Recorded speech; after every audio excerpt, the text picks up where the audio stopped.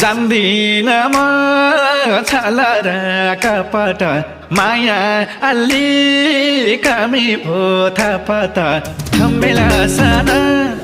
यता चिसो छ